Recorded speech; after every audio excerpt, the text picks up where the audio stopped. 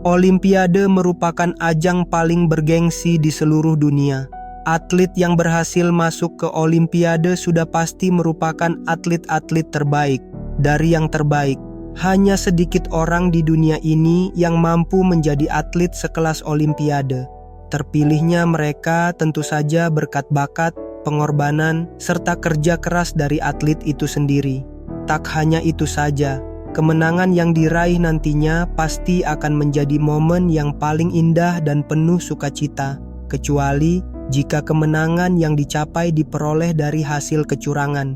Maksudnya, beberapa atlet yang berhasil masuk Olimpiade ternyata juga masih ada yang melakukan kecurangan. Mereka rela menghalalkan segala cara demi meraih kemenangan.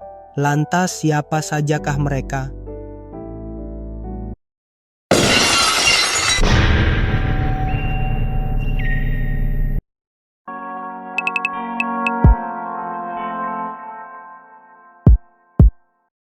Boris Onyshenko merupakan atlet anggar yang berasal dari Uni Soviet. Dia melakukan kecurangan pada saat ia mengikuti Olimpiade yang diadakan di Montreal, Kanada pada tahun 1976. Semua berawal saat lawannya mulai merasa curiga karena Boris mampu mencetak poin tanpa mengenai lawannya. Akhirnya panitia mengecek pedang Boris dan menemukan ada semacam kabel tersembunyi di dalam pedang anggarnya. Boris mengaku bahwa ia hanya perlu menekan semacam sakelar yang tersembunyi agar ia memperoleh banyak poin. Dan dari hasil investigasi, kecurangan yang dilakukan Boris semata-mata karena adanya tekanan dari Uni Soviet yang memaksa atlet-atletnya untuk membawa pulang medali emas sebanyak mungkin.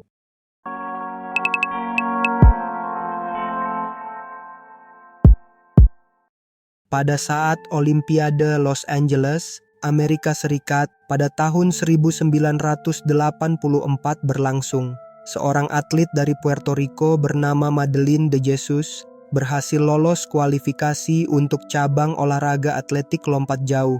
Namun sayangnya, ia tidak dapat melangkah ke tahap selanjutnya karena mengalami cedera.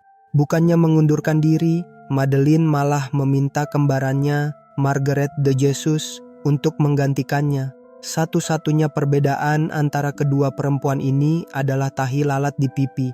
Dan tanpa diduga, Margaret pun berhasil masuk ke babak final. Namun, seorang jurnalis membocorkan kecurangan yang telah terjadi. Pelatih Margaret mengakui bahwa jurnalis tersebut sebelumnya memang sudah diberitahu tentang rencana mereka. Namun, si jurnalis tidak menyangka jika mereka benar-benar melakukan kecurangan tersebut.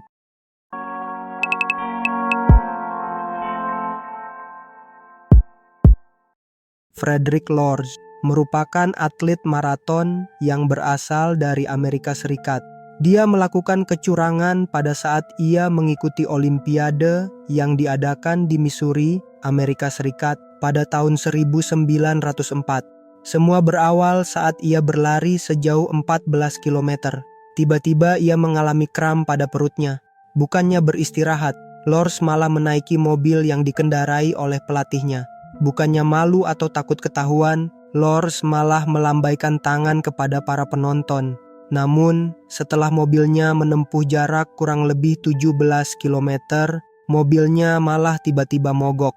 Dia pun terpaksa kembali berlari sejauh 8 km lagi untuk mencapai garis finish. Frederick Lorz pun akhirnya dianugerahi medali emas. Namun, tidak berselang lama, medali emasnya pun harus dikembalikan ketika banyak penonton yang bersaksi membongkar kecurangannya.